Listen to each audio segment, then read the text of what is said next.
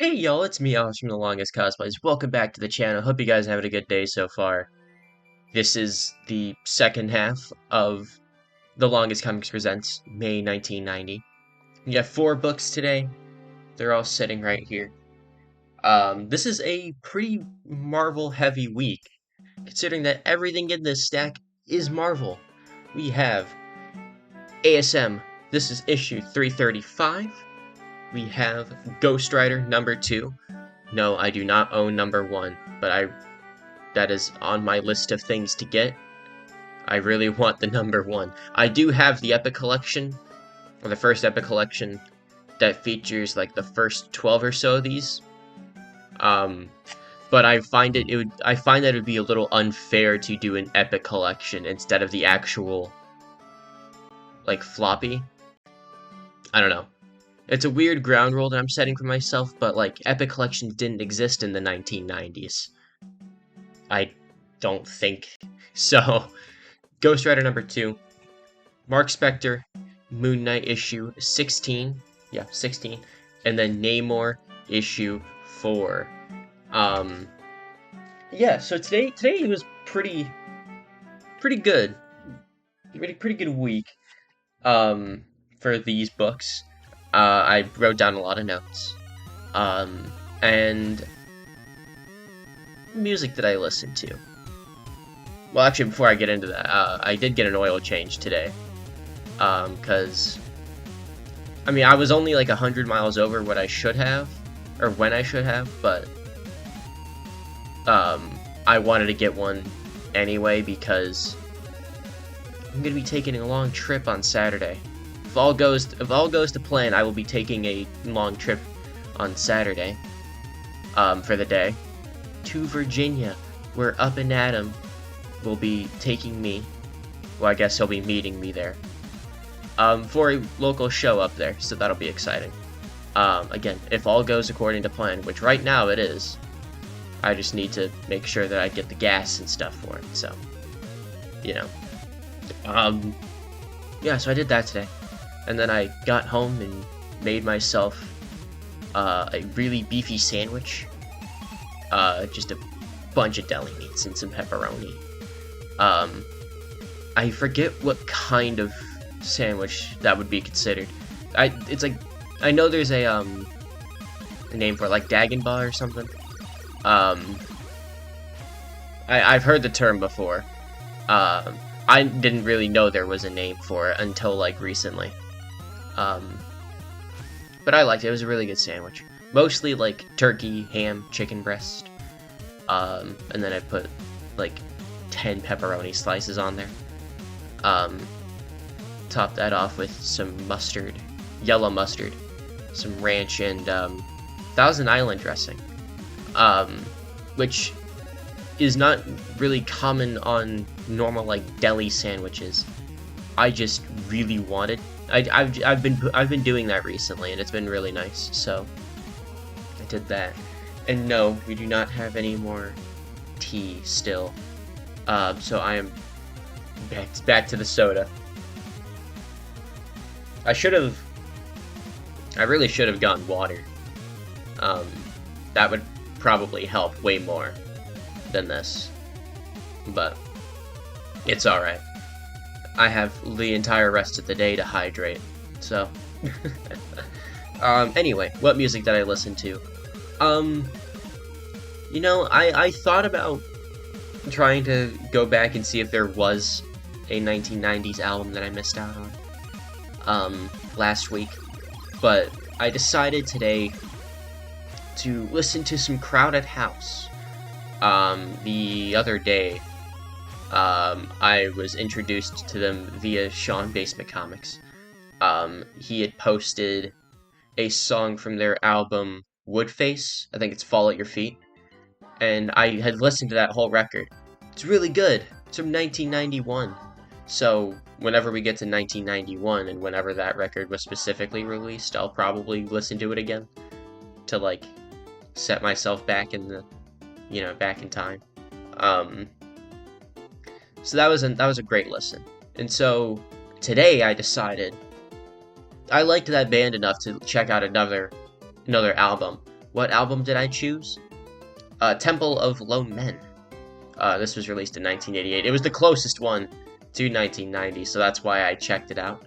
It was a really solid listen. I liked it a lot. Their sound is like... This is gonna be a weird analogy. It's very similar to the Beatles, to me. Like, I can feel a lot of John Lennon in there, and their vocals. I think that could just be me, being a huge Beatles fan and trying to find them in everything. But I really... Like, at least the way they sing, it sounds a lot like John Lennon to me. And of course, you know, they're 80s, 90s, so they got like the updated sounds or whatever. It's really, it was a great listen. My standouts from that album are I Feel Possessed, Mansion in the Slums, and Love This Life. I think that was it. Yeah, Love This Life. Those are my standouts. I mean, this album is going to be added to my rotation. And yeah, if you ever want really good music recommendations, Sean is your guy. He has like impeccable music taste. I actually have a sticky note, and I rely on sticky notes a lot. I actually need to buy like a new pack of them. And everything that's on here is just albums and songs that he's posted. And I've been making my way through this. I think next we have Social Distortion on, or Highway 101. So that'll be fun. I'll listen to that. Probably later tonight when I'm up late at night drawing, because that's what I've been doing lately. I've been getting back into drawing. You'll see it in my next video, which I actually recorded yesterday. As of doing this. Where I go over my top Jon Stewart covers in my collection. You'll see a little bit of it. But I've been getting back into it. It's been nice. I like seeing the fact that like every time I look through my art folder of all the stuff that I've done in the past and present, I can always tell like when I took a break and when I started like really learning how to do this kind of stuff, because it's like night and day. It's funny to me. So let's get into this, shall we?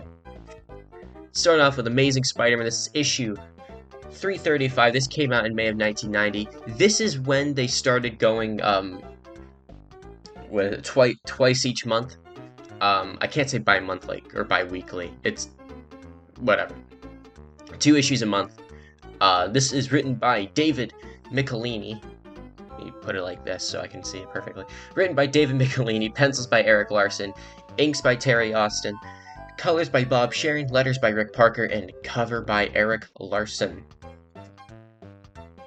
It feels so weird saying all that, because normally, and again, Sean is like the blueprint for this entire show. Basement Comics is the blueprint for this entire show. I'm used to him saying all this stuff. It feels weird doing it myself, because he's doing like the exact same thing, only he's going to, I think, to present or something. He's been reading all of his books in release order, so whenever he eventually gets to Amazing Spider-Man 335, it'll be very weird to hear him say the exact same thing that I'm saying today.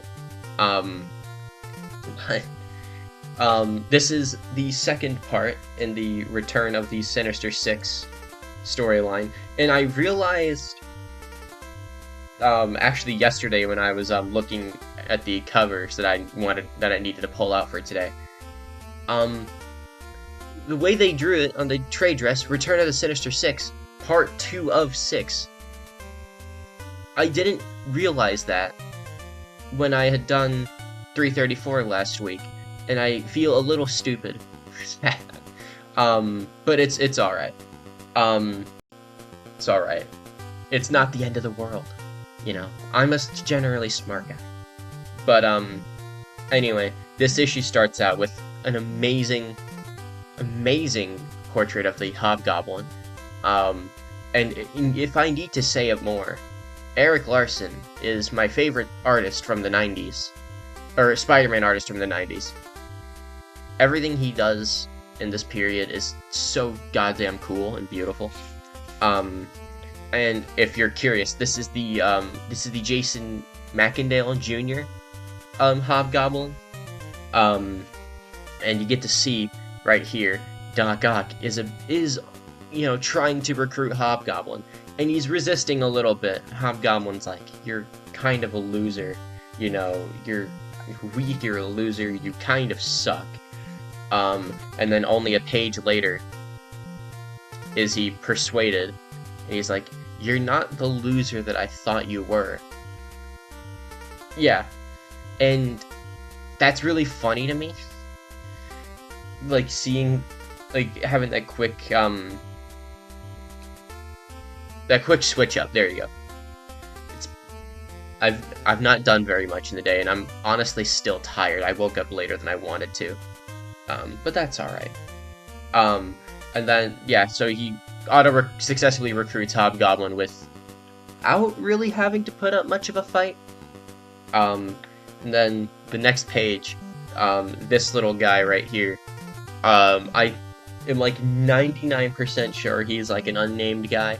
If that is someone, either I will figure it out or someone will probably tell me. So this little spy guy in his little camouflage, he tries to shoot Spider-Man, and unlike some people, Spider-Man catches up to this guy like that. The guy doesn't even get to fire the trigger or anything. So he stops that, and again, Eric Larson's Spider-Man is amazing. And this is still, and you can see his style kind of like taking shape as this series goes on, because it looks less like it looks less like McFarlane, and the cover is more McFarlane, but it looks less like McFarlane on the interiors and more like Eric Larson. And I like seeing that evolution, because it's the same way with John Romita Sr. and hell, even John Romita Jr., who obviously penciled after his dad, and then John Romita Sr. penciled after Ditko. So it's really cool to see that like evolution in the Spider-Man artists. And of course, Ron Friends, when he drew the red and blue costume, his looked a lot like Ditko. So, Spider-Man stops this guy. It's like nothing to him. And then he web slings away, and he's like, I gotta get home. Don't want the wife to be lonely. What a good husband. And I will forever be a hater of One More Day and Joe Quesada because of, if I dwell on all this, then I'm never gonna be happy in life. But if you remember the last issue, Hal, he got sent to the hospital over like an incident, and MJ feels bad, she's worried and all that. Turns out this guy, Jonathan Caesar, or Jonathan Kazar, depending on how you want to go about it. I'm pretty sure it's supposed to be pronounced Kazar. Like, if we're actually going to like, excuse me, what's it, like proper Roman or Greek pronunciation, Greek or Roman pronunciation, something like that. Jesus Christ, excuse me. I'm pretty sure someone once told me it's supposed to be pronounced Kazar, but we're going with Caesar because, frankly, I can't get Little Caesars off my mind ever since the Webberoni came out. I had one to myself a while back, like when it first, rolled out. And then I had another one while I was in California with my friends, and it was really good. Not to myself, we shared it, because I'm not... I'm like a spiritual fat ass, but I'm not greedy. Anyway, Jonathan sees her. They're suspecting that he, cut this cord, and caused the accident. So Mary Jane's like, yeah, but he's fixated on me. Why would he hurt anybody else? She's like weirded out by it. And then Peter comes in, and this guy's like, oh, I didn't realize your husband was home. And Mary Jane's like, sometimes I don't either. And this guy, who I'm like 99% sure, because of this exchange, he has something for her. He has feelings towards her, so he like kind of awkwardly leaves. And Peter's like, he's happy to see her. But then he realizes he should probably check in on Aunt May, so he does that. He gives her a phone call, and turns out, good old Nathan over here isn't doing so hot. Or is he? So Aunt May's like, concerned, like, poor soul. She's, worried sick about this guy. And Peter's like, the money though. How did he get all that money? Because if you remember, he had a bag full of money in the last issue. And Peter, with this running theme here, he feels very useless about everything. And so he decides, this Nathan, he's sick. Let's not worry about the money right now. Let's worry about getting him better. And it looks like he's like bedridden in that top panel right there, but then he like jolts awake essentially. And he admits that he's scared or whatever. And Aunt May, again, the poor soul that she is, she's like, yeah, I love you, Nathan. I don't ever want to live without you. And so Nathan's like, oh, don't worry, I'll make sure that doesn't happen. So he's a little suspicious. And Flash Flash Thompson, who is wearing probably the dumbest outfit I've ever seen. And again, I didn't live through the 90s, but I think I know enough about 90s fashion to where I don't think anything like that actually existed. Or maybe it did. If there is someone out there who has this exact outfit, or an outfit very close to this, please tell me. I would genuinely love to see that. Because this is one of the most ridiculous outfits I've ever seen. And I'm saying this with love. It's very funny. I mean, I'm sorry, and I have to keep showing this. That arrow is pointing right to his dick. It's pointing right to his dick. But anyway. It's so stupid. Anyway, Flash and Felicia Thompson are out on the streets. They coincidentally run into Peter and MJ. And so Peter is obviously a little concerned. He's been avoiding Flash for a minute now. And he has this like turmoil. How does he, or not turmoil. I'm getting ahead of myself here.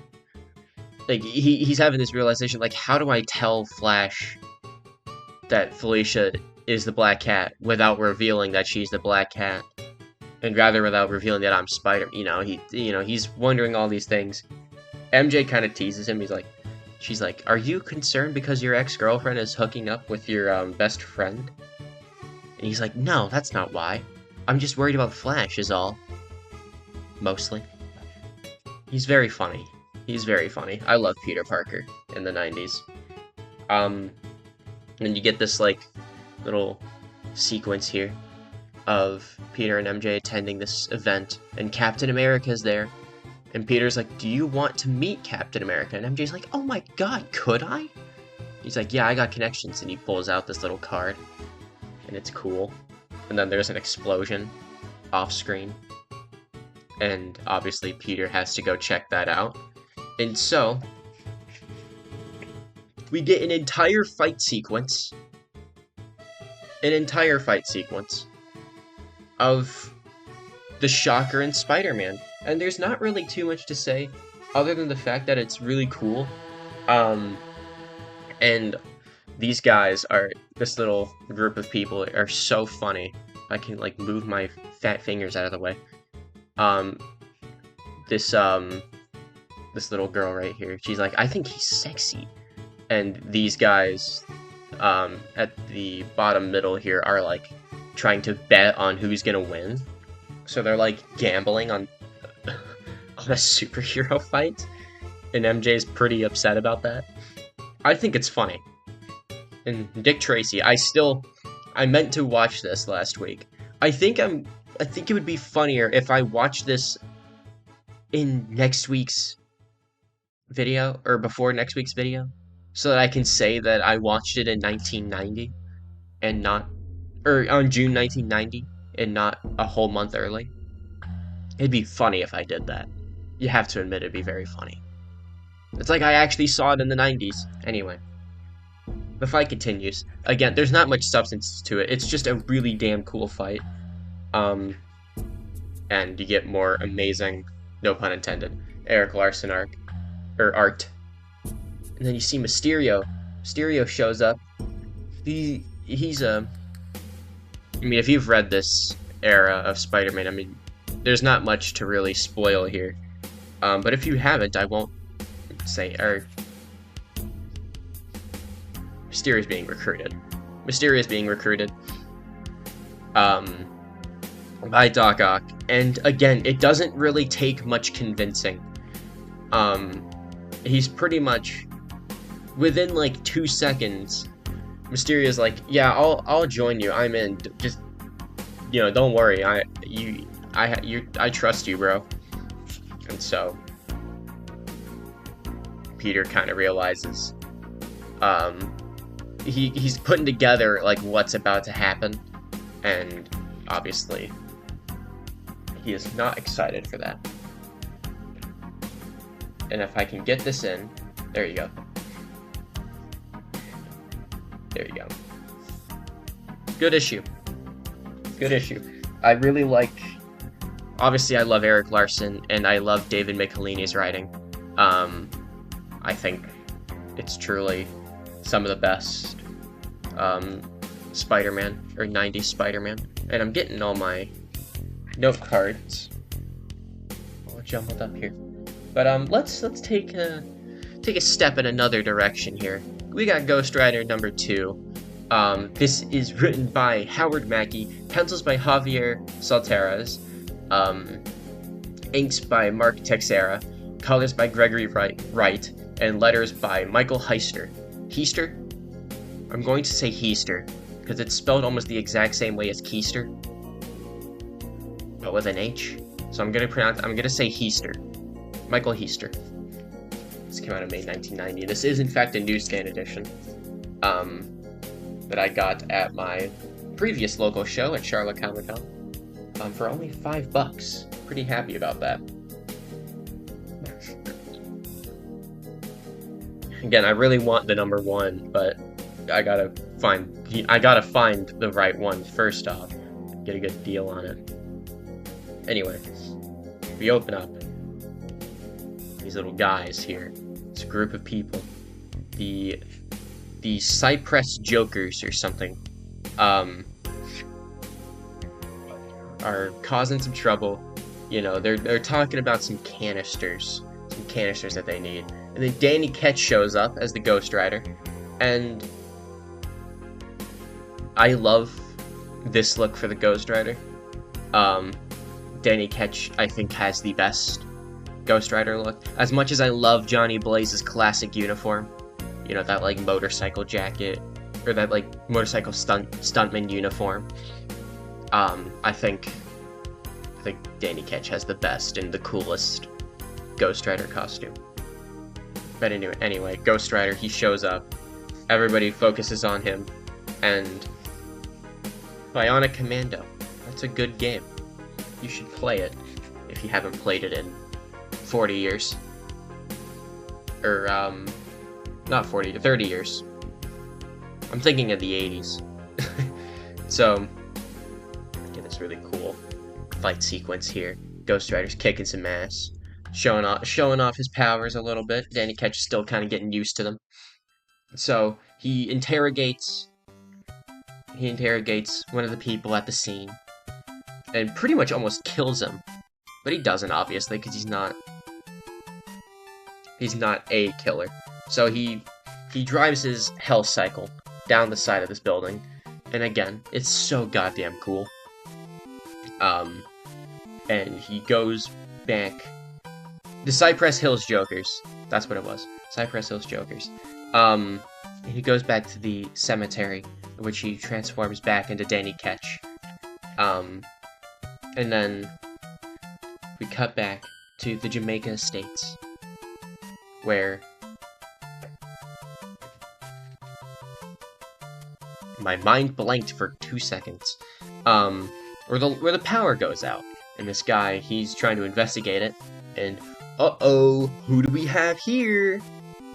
Blackout.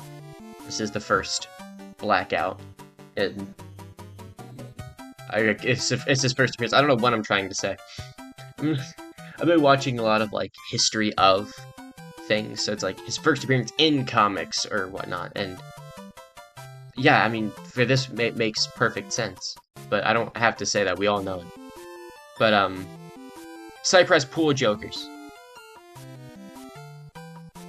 I'm great at remembering things. And I literally just read these, like, all an hour ago. Anyway, Blackout. He has like a little hit list. And so, he's gonna see to it that everything goes according to his plans. Danny Ketch is in bed. He kind of wakes up a little bit with what I can only assume are, like, pseudo-night terrors. And his mom is concerned because he didn't come home last night. And so he's like, Mom, I'm gonna be fine. I'm okay. Everything's gonna work out. Trying to reassure her, because God forbid you worry your mother. Believe me, I know. I hate worrying my mom. It's the worst. It truly is. And then we get an ad for Double Dragon 2. It's a good one. Again, that's another good game. Double Dragon 2. I have not played the arcade version. I have only played the Nintendo Entertainment System version. I still like it. I still liked it a lot. Good game. Good game. I liked that one. And then get some newspaper ads of, the Ghost Rider, and him, Danny, is kind of trying to be like, I don't know how to, like, I want to stop everything. I want to stop the violence. I just can't control it. I don't know how.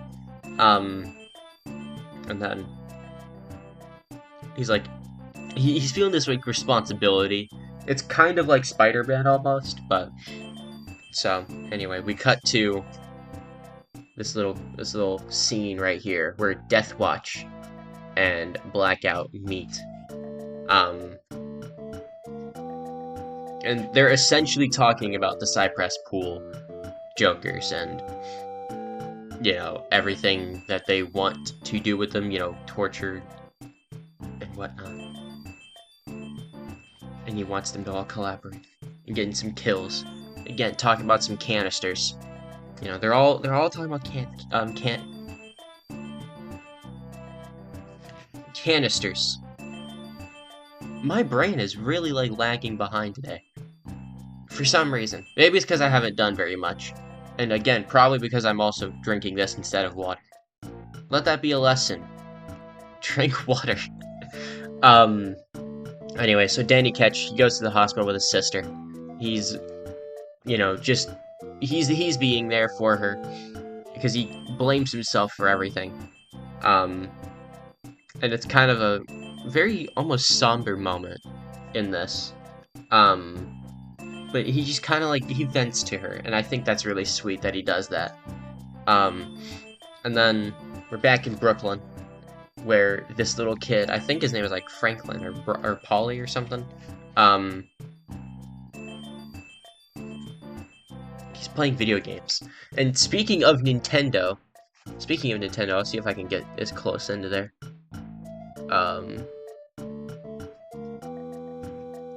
He says, man, this Nintendo is hot. He's playing games. I can only assume by what he's playing, it's almost like a Mario game. But he also has a Terminator poster in the background, which is awesome. But anyway, Blackout shows up, and he essentially attacks this kid. And he's like, I gotta find my parents, man. I gotta find my parents. And, in an almost, it reminded me of, like, the Terrifier movies. If you've seen them, they're not for the queasy, I'll tell you that for sure. You see that the parents are dead. Obviously, you don't see them get killed. But it reminded me of, what was it, the opening to Terrifier 3, where Art the Clown kills an entire family, but before, I think it's either before or after the final member is killed. It's a little kid. You see the parents all dead in the bedroom. It kind of reminded me of this, or this reminded me of that.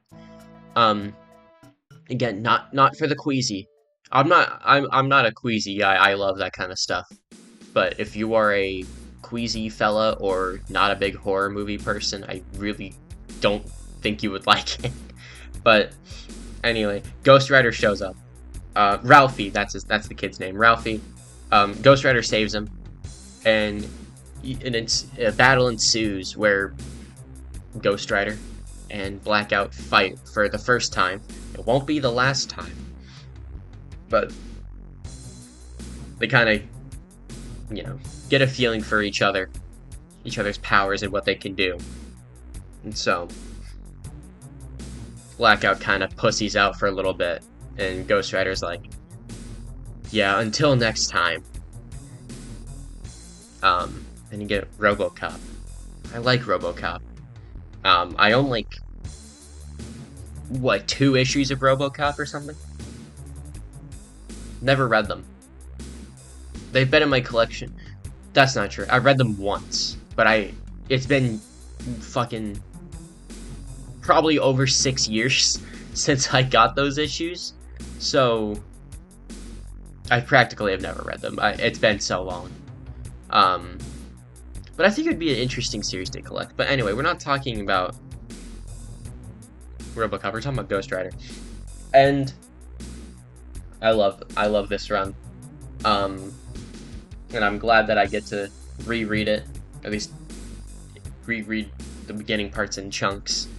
And I do intend to seek out the rest of this run over the next few months. So it was really good. Howard Mackie, I mean, Ghost Rider, or Danny Ketch is like his passion project right there. And just everything I hear and see from him is amazing. So I highly suggest reading his Ghost Rider if you haven't.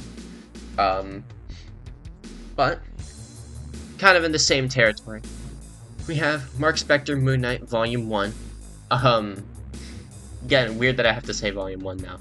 The latest issue was really good. I liked it. You got to see Robbie Reyes as Ghost Rider show up for a little bit in his muscle car, and it's awesome.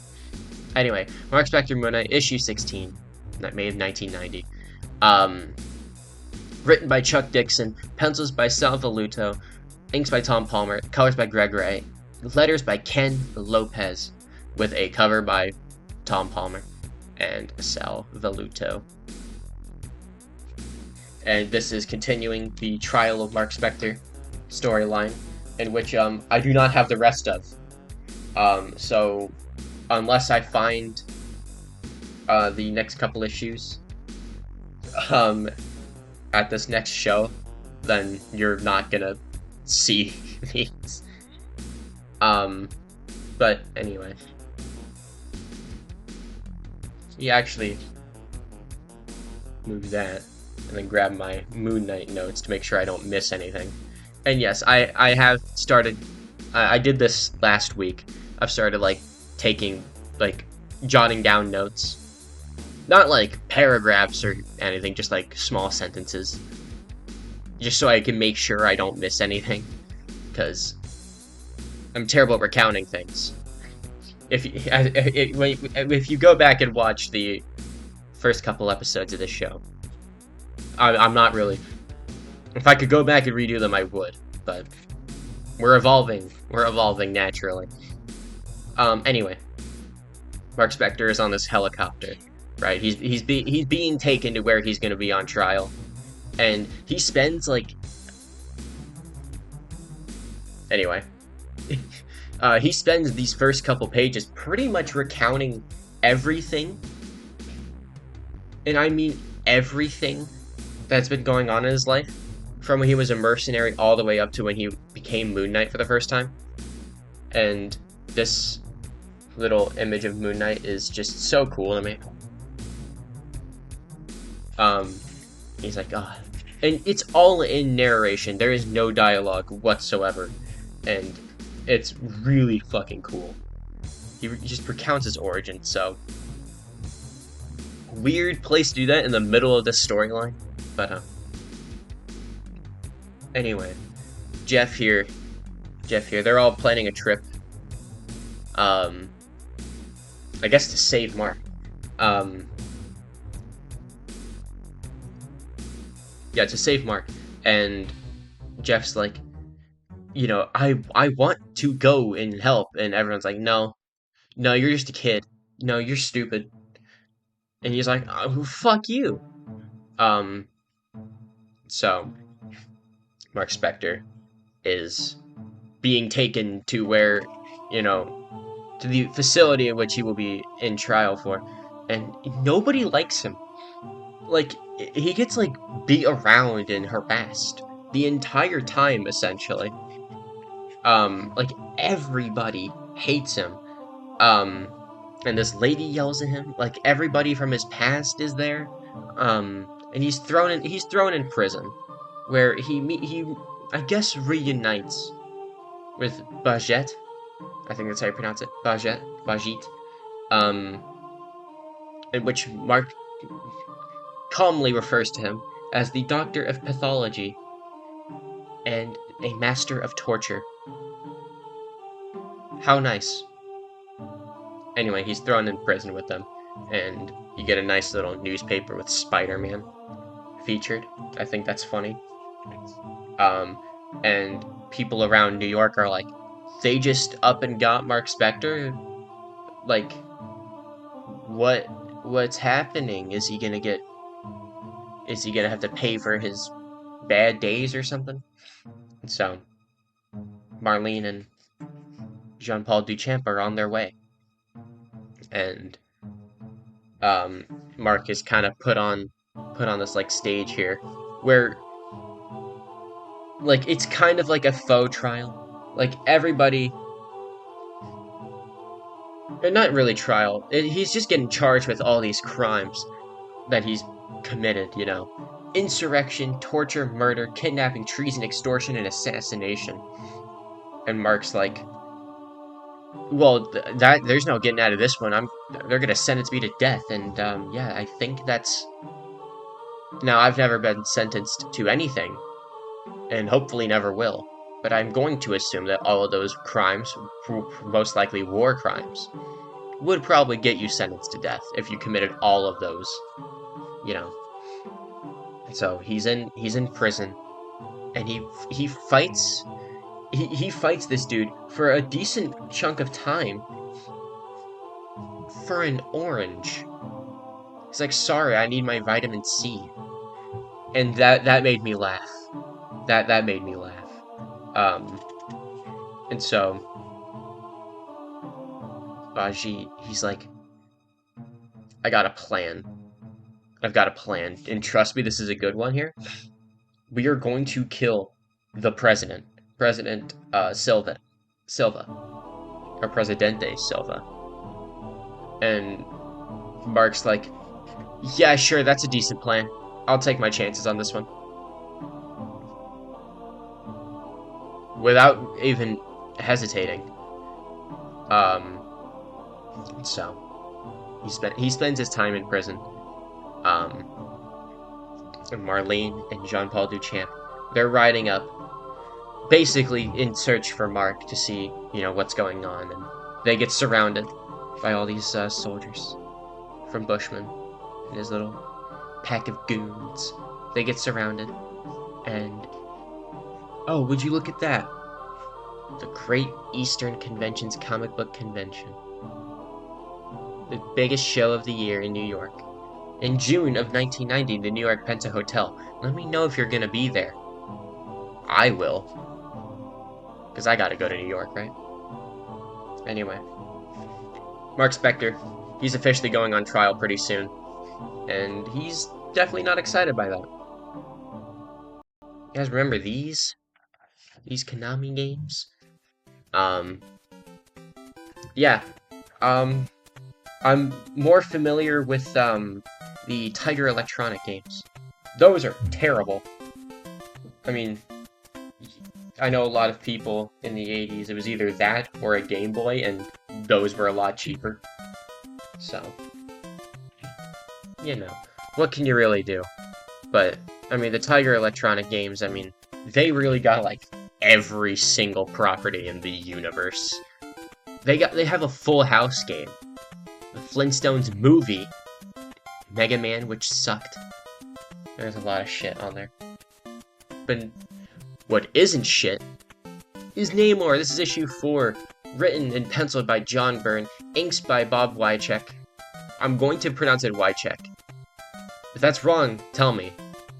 But I'm going with Wycheck. Inks by Bob Wycheck. Colors by Glennis Oliver.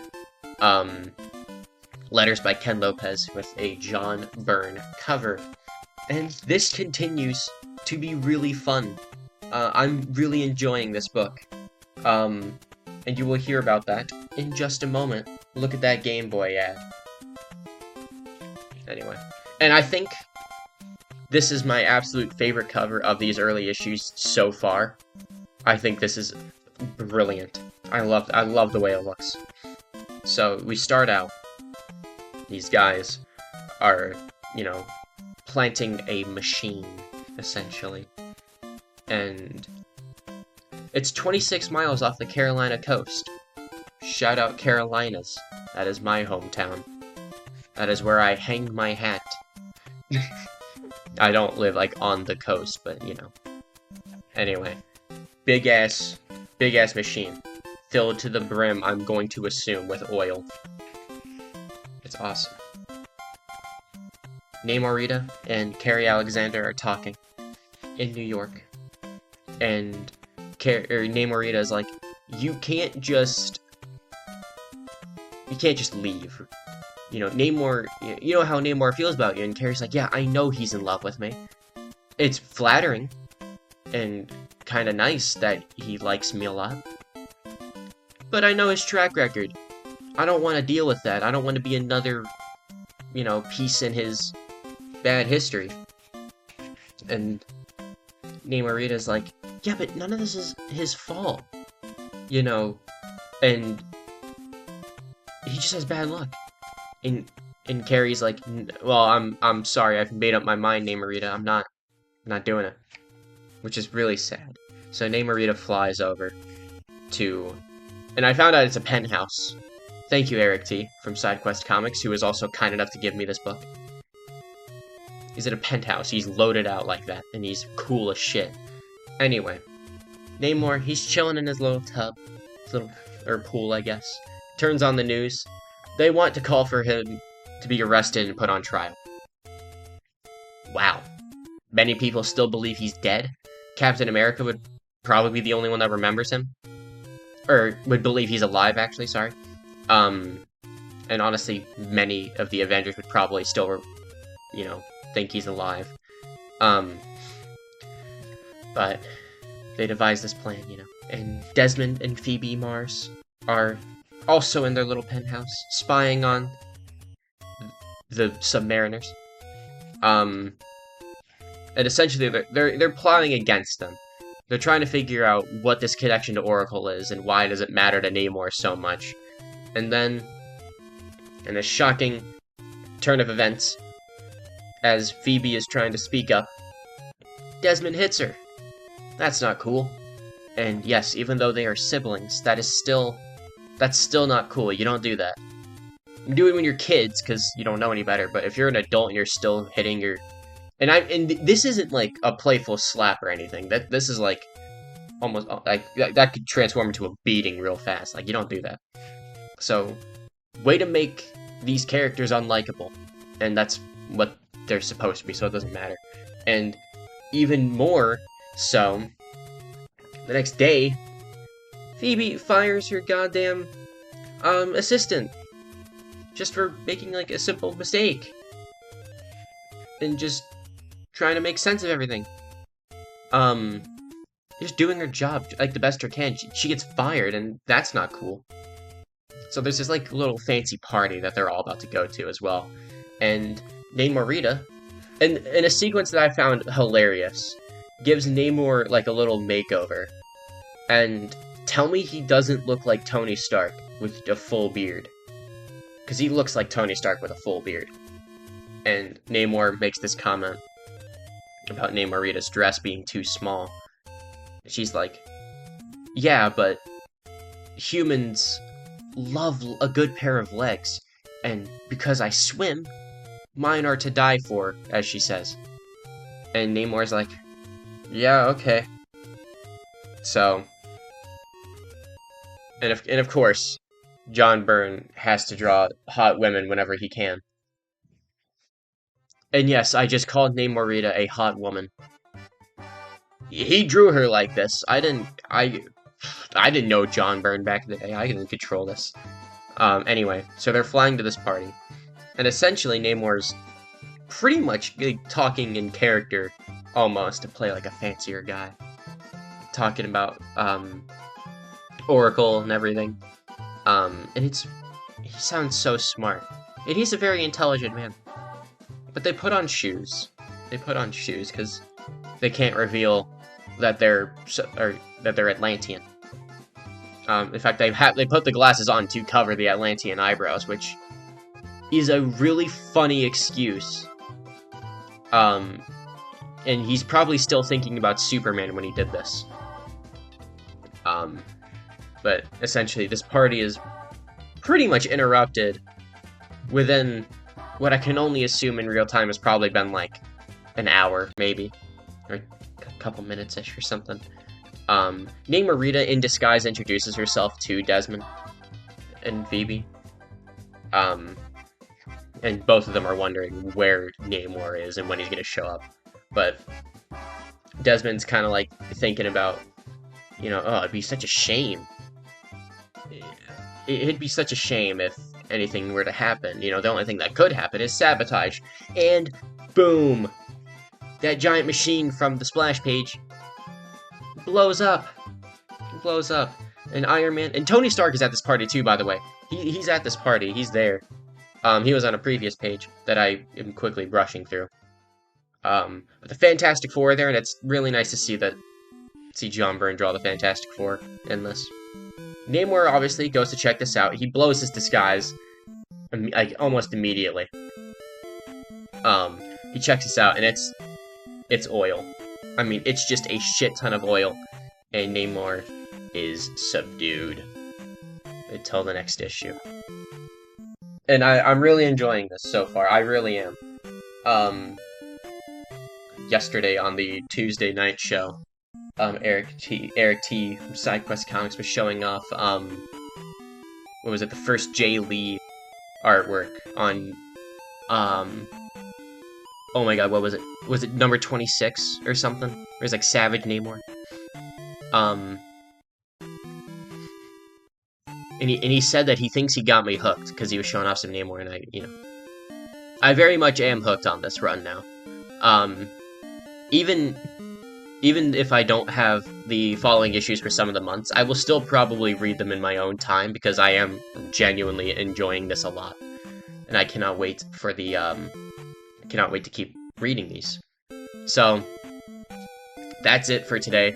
I don't have much of an outro. I'm hungry, still. I only had a sandwich, and quite frankly, I gotta use the bathroom. So, thank you for watching. I hope you enjoyed this video.